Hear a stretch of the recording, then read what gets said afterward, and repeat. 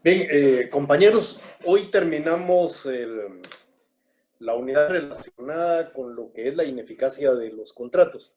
La acción revocatoria o acción pauliana la dejé para el final porque es una institución que a veces causa un poquito de confusión, pero vamos a tratar de explicarlo de tal manera que no nos confundamos, o por lo menos no sea tan difícil entenderlo cuando nos pongamos a estudiarlo. Miren, eh, en el esquema, ustedes ven que la ley nos habla de la revocación.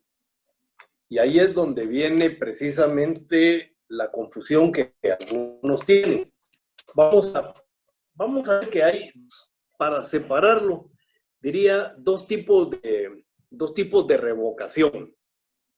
Una revocación que es la facultad que la ley le otorga a los acreedores para dejar sin efecto un contrato por su sola voluntad, estaríamos hablando de una revocación unilateral, y una revocatoria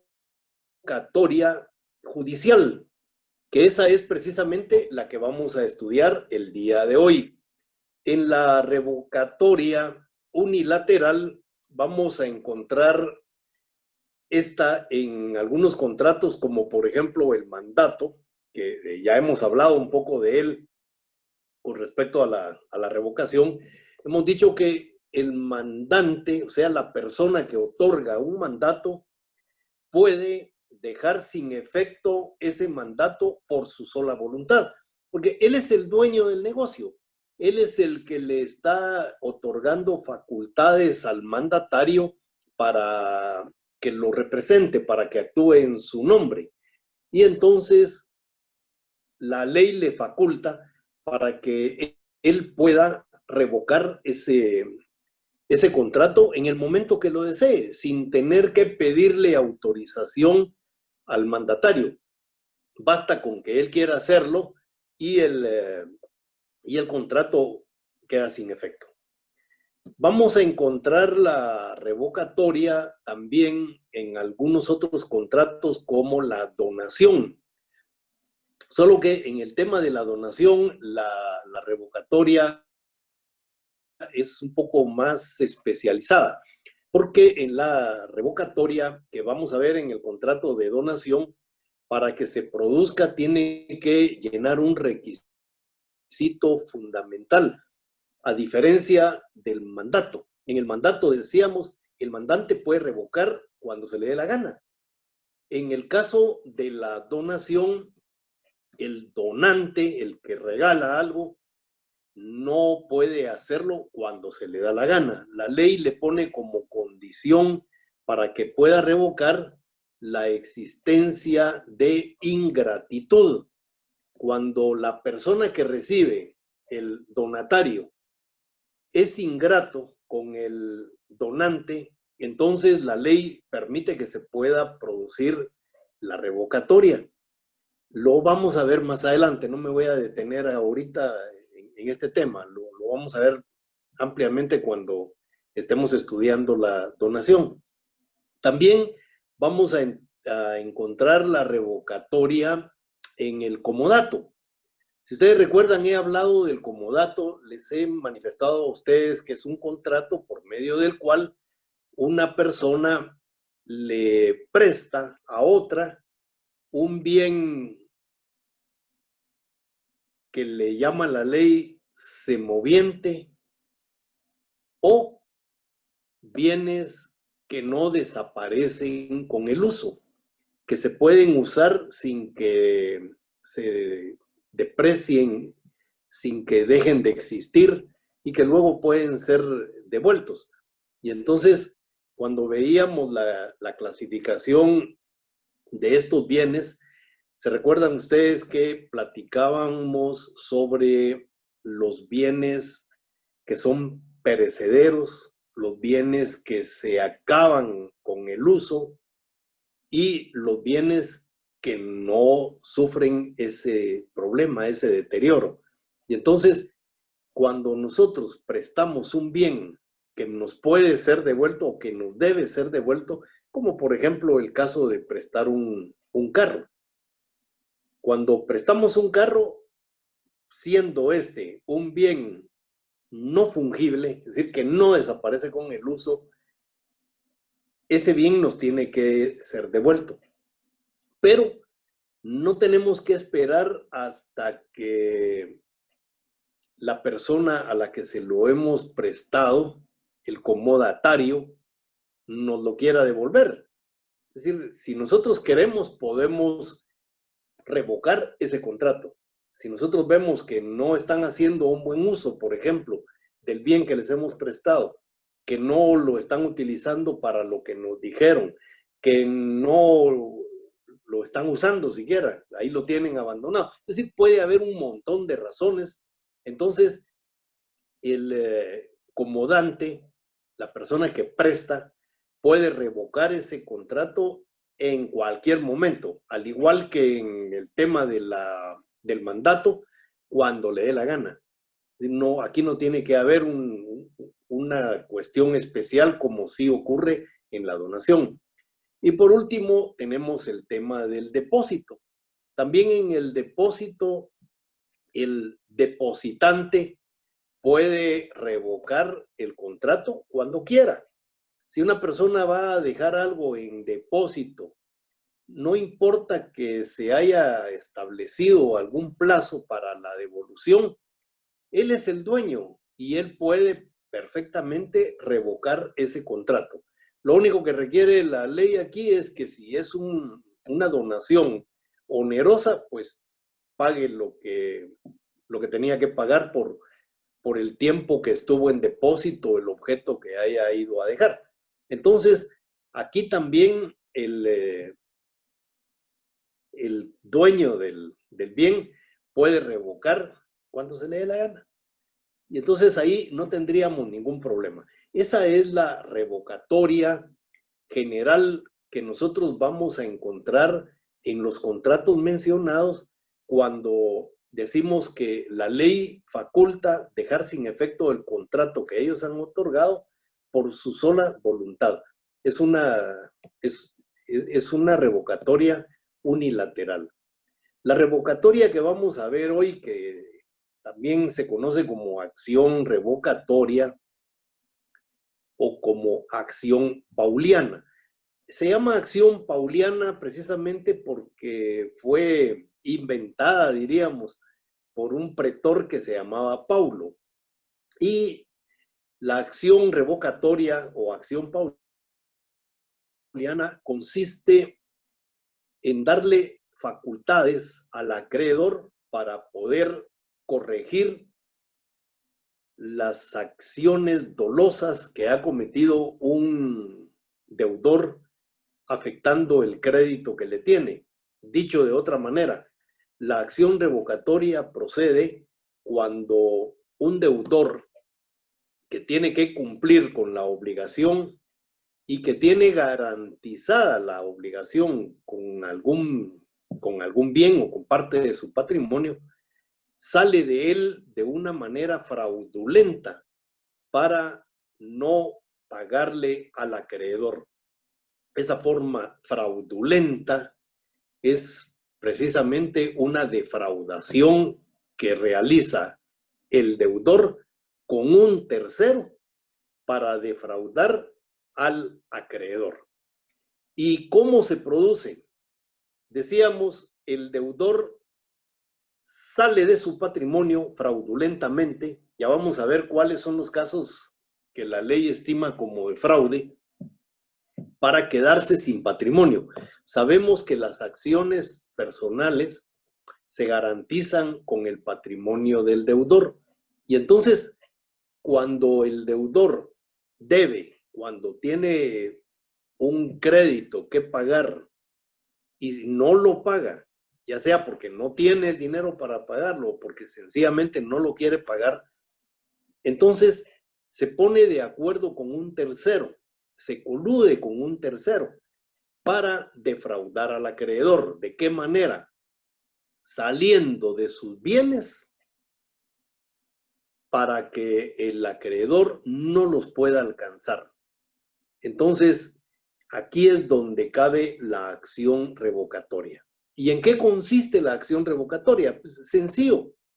Consiste en la acción que ejerce el acreedor vía juez competente para que se deje sin efecto el negocio, el contrato que el deudor ha realizado con el tercero y por medio del cual el acreedor sale de su patrimonio, se queda sin patrimonio.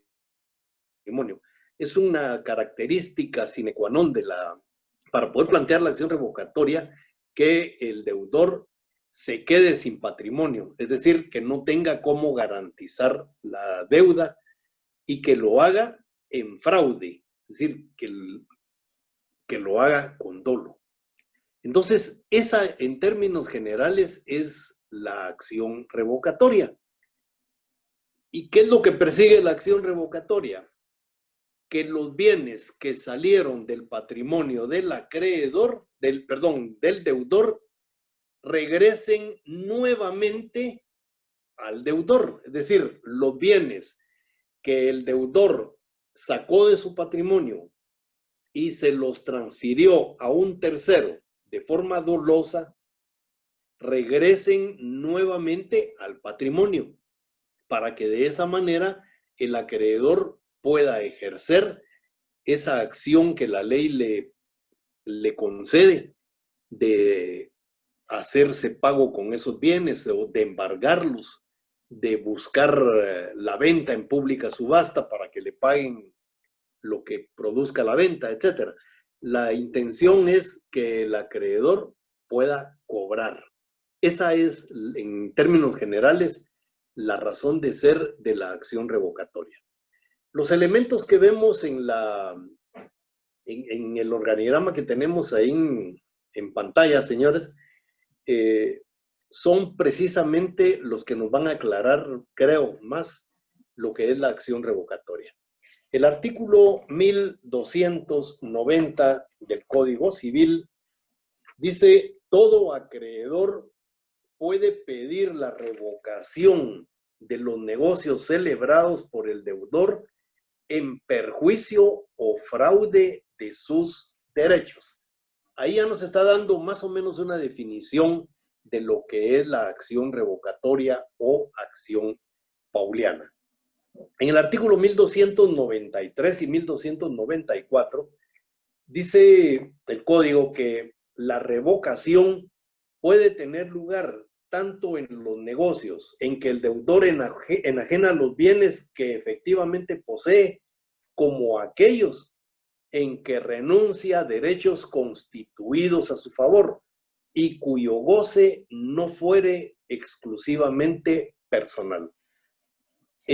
Veamos, por ejemplo, en un testamento declaran a una persona como heredera y esta persona, sabiendo que tiene una deuda y que tiene que pagarle al acreedor y sabe que si no le paga, el acreedor va a caer sobre ese bien que a él le corresponda de la masa hereditaria, entonces fraudulentamente renuncia.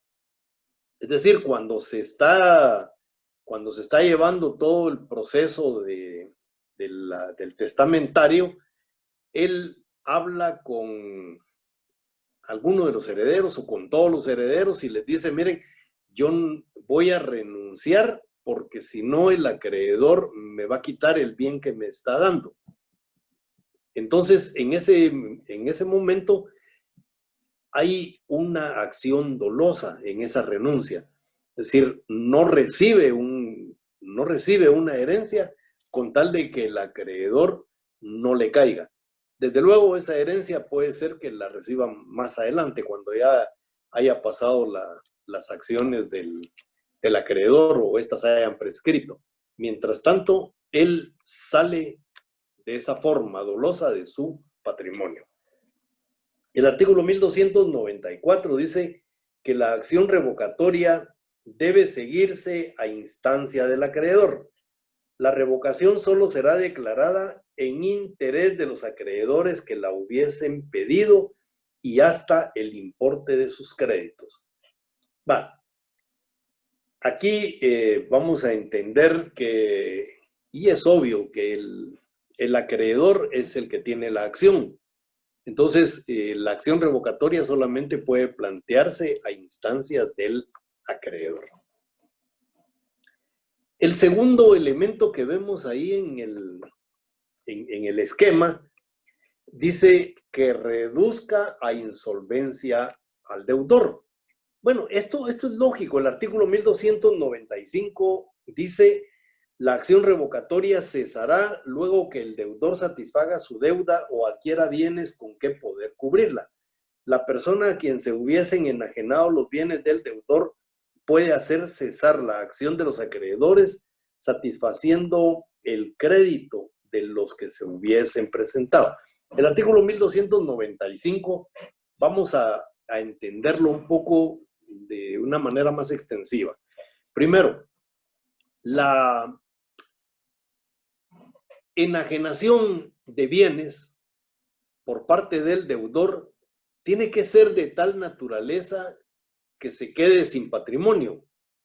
Si una persona, un deudor, es poseedor o es propietario de muchos bienes y sale de alguno de ellos, pero los que quedan en su patrimonio aún garantizan la obligación que adquirió, pues ahí no cabe que se pueda plantear la acción revocatoria en contra de esos negocios que él haya realizado, porque los bienes que le quedan garantizan la obligación. El problema es cuando sale de todos los bienes y no queda ninguna garantía para el acreedor.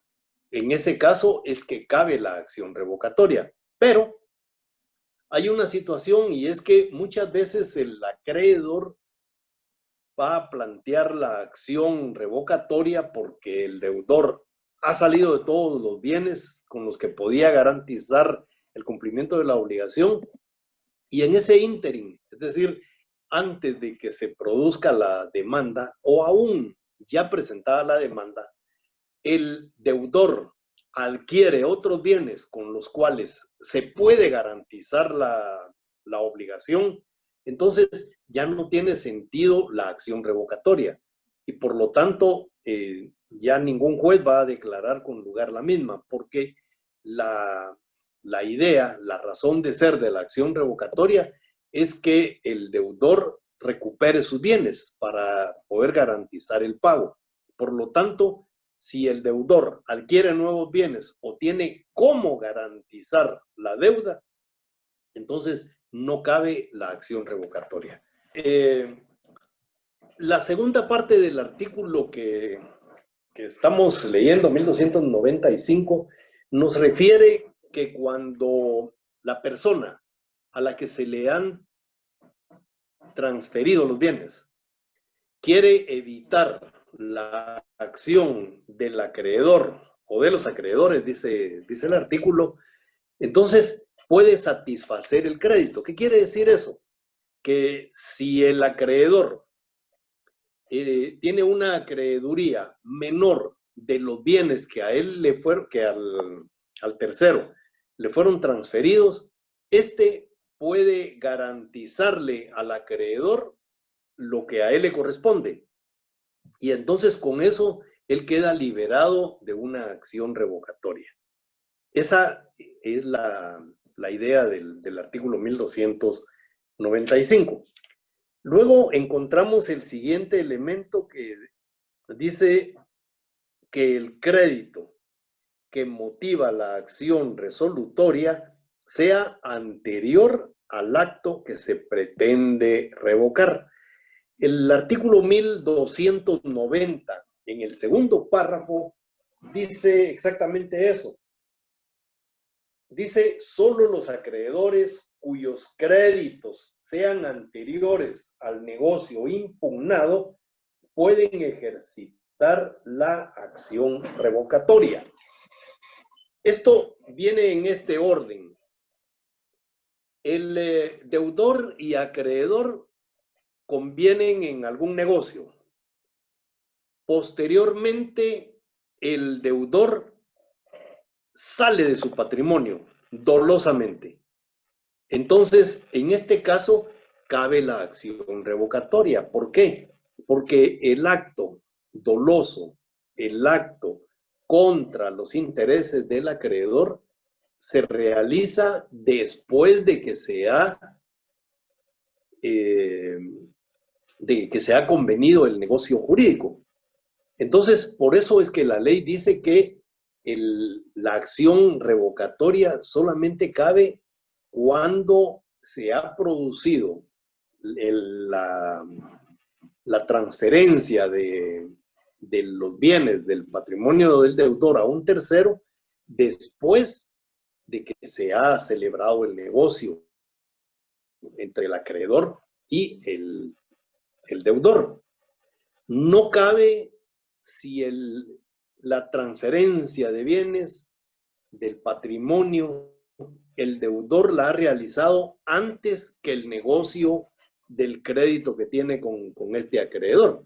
Es decir, si una persona vende su patrimonio y posteriormente hace un negocio, el acreedor no puede perseguir lo que el deudor hizo anteriormente. Solamente puede perseguir lo que hizo después de la celebración del negocio.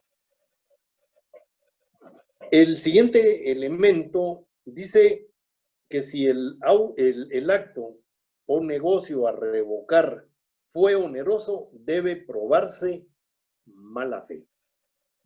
Y aquí quiero hacer hincapié en algo que nos viene diciendo el código desde el principio, en cuanto a la acción revocatoria. Para que exista la acción revocatoria, tiene que haber un acto de mala fe. Cuando el artículo 1290 habla de fraude de los intereses del acreedor, en ese momento nosotros debemos entender que cuando se habla del fraude, estamos hablando de dolo. Y entonces, cualquier cuestión que se realice por parte del deudor con ánimo de defraudar al acreedor es una acción dolosa. Y por lo tanto, ahí hay que probar esa mala fe. Recuérdense que la mala fe y dolo es lo mismo, ¿verdad? Cuando estamos hablando de mala fe, estamos hablando de dolo. El artículo 1298 dice que son también revocables los pagos hechos en estado de insolvencia por cuenta de obligaciones a cuyo cumplimiento no podía ser compelido el deudor al tiempo de hacerlos. Es decir, si el deudor tiene una deuda con un tercero y tiene una deuda con el acreedor, pero la deuda del tercero tiene un plazo mucho más extenso que el que tiene con el acreedor, entonces dice la ley que es un acto doloso de mala fe que el deudor le pague al acreedor con el que todavía tiene un plazo mucho más grande que con el acreedor al que tenía que pagarle ya. Entonces, ese pago que se hace a un acreedor que todavía no está en posición de cobrar, ese pago la ley lo considera como un pago fraudulento y por lo tanto cabe la acción revocatoria o acción pauliana. El artículo 1299 nos dice en qué casos hay fraude. Veámoslo. Dice, se presumen fraudulentos. Primero, los pagos anticipados hechos por el deudor concursado o declarado en quiebra dentro de los 10 días anteriores a la fecha fijada para la cesación de pagos. Una persona que ha sido declarada en quiebra tiene un plazo de 10 días. Eso lo van a ver ustedes en procesal civil, pero más o menos adelanto, ya que está aquí en este artículo, que en ese plazo se va a producir lo que se llama la cesación de pagos. O sea, a una persona la declaran en quiebra y a los 10 días ya no le puede cobrar nadie. Entonces, si el acreedor realizara pagos, como dice la ley, dentro de los 10 días anteriores a la fecha fijada para la cesación de pagos, esos pagos son considerados fraudulentos. Se entiende que está pagando anticipadamente por hacerle algún daño al acreedor, por no pagarle al acreedor. Es decir, está haciendo pagos a otras personas, pero no al acreedor, al que debía de hacerle ese pago. Hay pago anticipado en el descuento de pagarés o facturas a cargo del fallido y en el que se verifique mediante renuncia del plazo estipulado a favor del deudor. Esto para complementar lo anterior, es decir, ¿cuándo es que se presume que hay pagos anticipados? El numeral 2 dice, todo gravamen que dentro del propio término de 10 días se constituya sobre los bienes del fallido por deudas contraídas en el mismo término o con anterioridad. Si ya vamos a ver a un deudor que está por ser declarado en quiebra, fallido, dice la ley, y tiene algunos bienes inmuebles y solicita un crédito, los hipoteca o los da en garantía para algunas obligaciones de otras personas, esa garantía, esa hipoteca, le va a impedir al acreedor cobrar la deuda que le tienen. Entonces, eso es considerado como un acto de mala fe, acto fraudulento. Tercero dice, las enajenaciones a título oneroso o gravámenes constituidos sobre bienes realizados por las personas contra las cuales se hubiere pronunciado antes sentencia condenatoria en relación a tales bienes. Aquí hay que tener mucho cuidado porque esto también puede llevar al deudor a un delito, que es el alzamiento de bienes. Entonces ahí ya se va también a lo penal, ¿verdad? Una persona que tiene bienes con los que está garantizando una deuda y los enajena, esa persona está alzando los bienes. Ese es un acto fraudulento. Entonces, aquí la ley permite la acción revocatoria y además, eventualmente, podría haber un hecho delictivo. Entonces, podría perseguírsele penalmente. Y el numeral 4 dice que las enajenaciones hechas por el fallecido o concursado después del día fijado para la cesación de pagos o dentro de los 10 días que la han precedido. Entonces, cualquier enajenación que se realice dentro de esos 10 días que son previos a la cesación de pago, la ley los considera fraudulentos, los considera de mala fe. Por último, tenemos el artículo 1297, que dice que la acción concedida al acreedor contra el primer adquirente no procede contra el tercer poseedor, sino cuando éste ha adquirido de mala fe. Ya hemos dicho que los terceros que adquieren los bienes del deudor, hay que determinar si los está adquiriendo de buena o de mala fe. Si los adquiere de mala fe, cabe la acción revocatoria, porque ya lo dije, la acción revocatoria es contra los negocios que realiza el deudor con un tercero de mala fe. Cuando hablo de mala fe, estoy hablando de mala fe tanto del deudor como del tercero, porque la ley en este artículo y en otros artículos más del Código Civil nos dice que a los terceros que obran de buena fe no se les puede perjudicar en sus derechos. Si el deudor sale de sus bienes enajenándolos a un tercero que actúa de buena fe, es decir, a alguien que le compra los bienes sin saber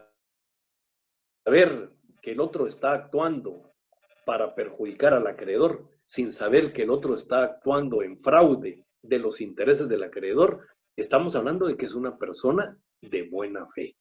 Y por lo tanto, la acción revocatoria en ese caso no procede. Recuérdense ustedes que la acción revocatoria es una acción personal. Lo que busca la acción revocatoria es garantizarle al acreedor que el deudor cumpla con sus obligaciones. No es una acción que persigue bienes, no persigue los bienes que se han ido. Lo que busca es, más que todo, buscar la ineficacia del negocio jurídico celebrado entre el deudor y el tercero cuando actúan de mala fe. Yo pensaría que esta es más que todo una acción rescisoria, es decir, que busca ineficacia del contrato para que los bienes, dije, regresen nuevamente al patrimonio del deudor y así esté garantizada la obligación. Entonces, no entendamos la acción revocatoria como una acción que persigue los bienes que se fueron.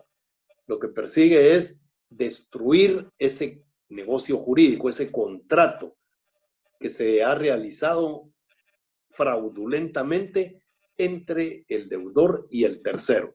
Si el tercero, dice la ley, actúa de buena fe, entonces no se puede plantear ahí una acción. Bueno, la acción revocatoria se va a plantear. Lo que pasa es que, ¿cómo va a resolver el juez? Lo más probable es que si se demuestra que el tercero actuó de buena fe, el juez va a resolver que no ha lugar la acción revocatoria para no causarle ningún daño, ningún perjuicio al tercero que está adquiriendo de buena fe.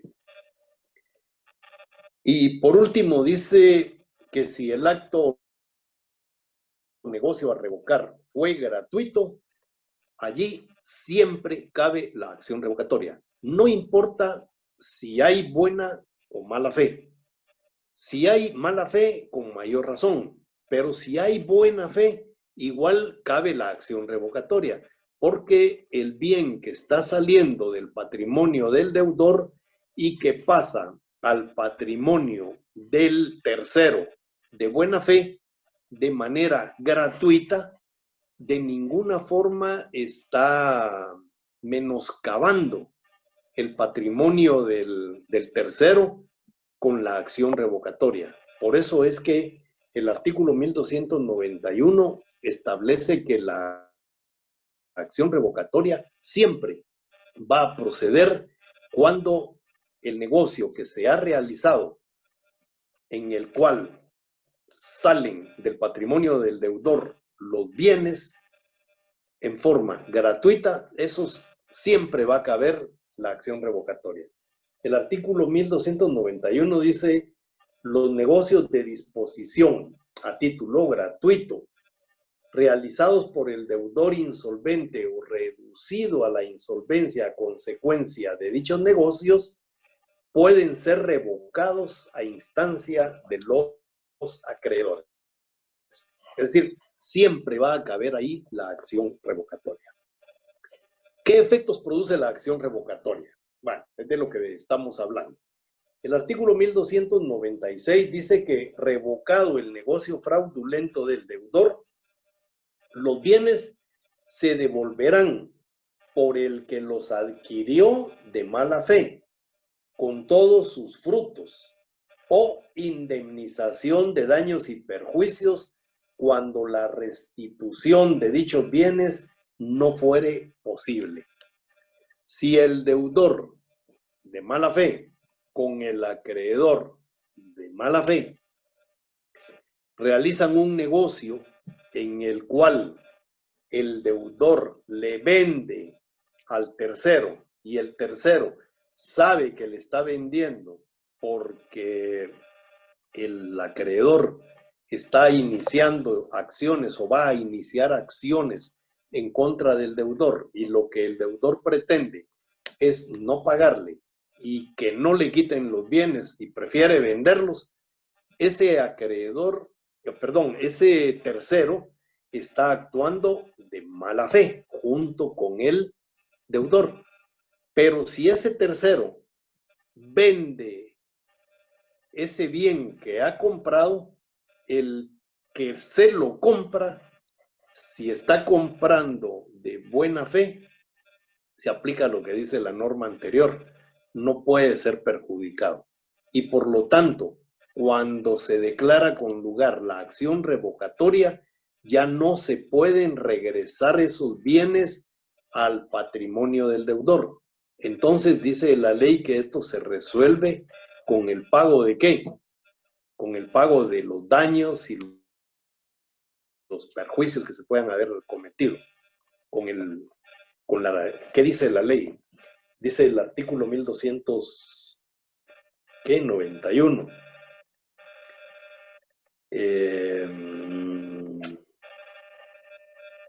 No, estábamos hablando del artículo 1296, perdón, se me fue un poco, es que se fue la luz.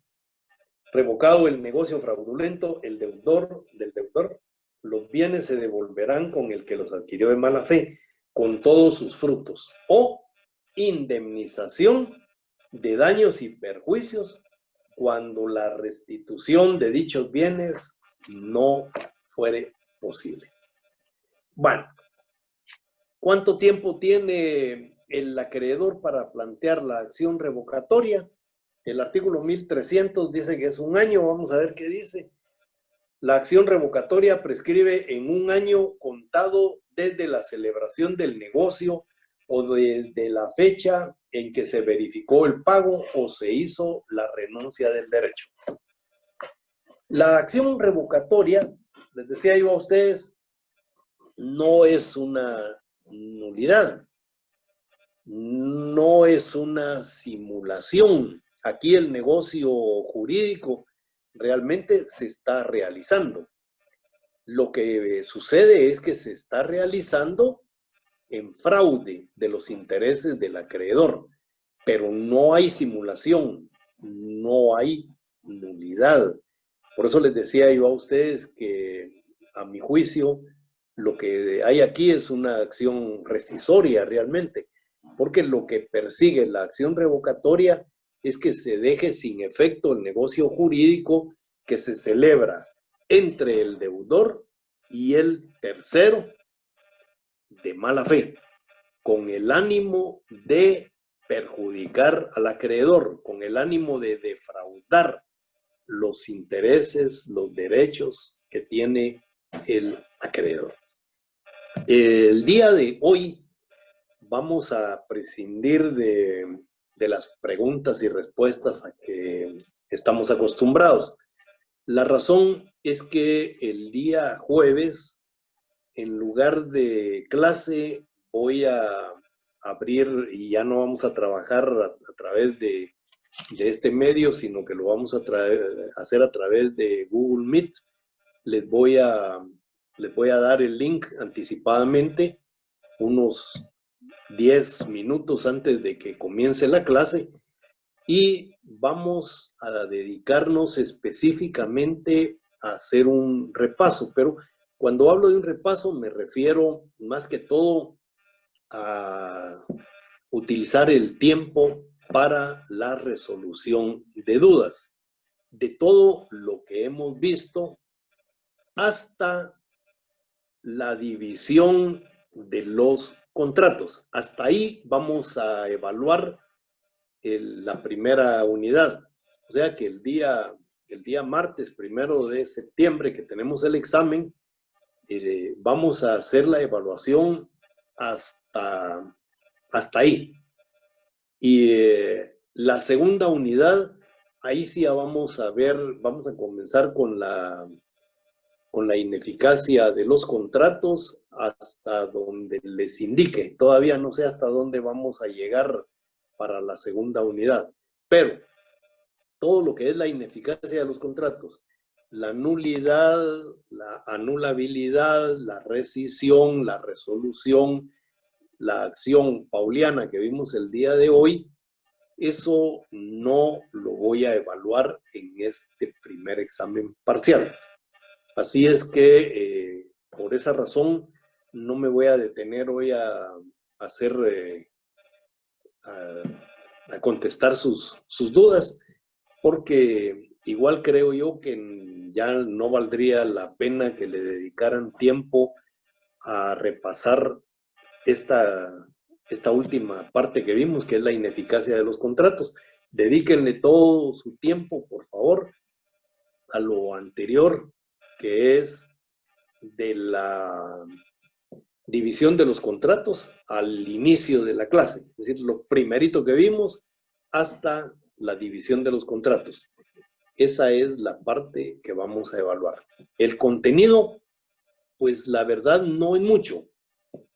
Sí tiene algunas normas que ustedes van a estudiar.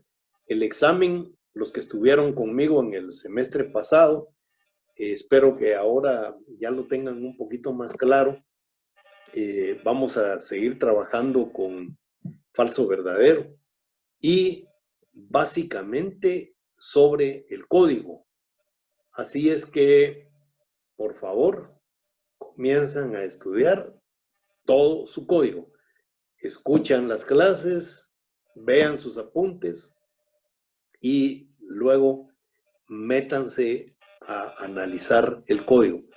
No se trata de aprender de memoria la norma. No, yo no puedo. Alguien que tenga una mente fotográfica será el único que pueda hacerlo, pero de ahí en adelante ninguno va a poder aprenderse de memoria todos los artículos que hemos visto. Entonces, por favor, la carga es sobre los artículos que vimos de cada institución. El apoyo son los libros de texto que están usando Rubén Contreras o Vladimir Aguilar. Algunos tienen a Carlos Vázquez y algunos tienen otros libros que no sé cuáles son, pero esos van a servir de apoyo para el estudio de la norma. A mí lo que me interesa es la norma. Así es pues que tienen bastante por estudiar. Y me despido el día de hoy. Nos vemos el día jueves. Comienzo 10 minutos antes de la clase a darles el link para que todos comiencen a meterse a la sesión. Nos vemos el día jueves entonces.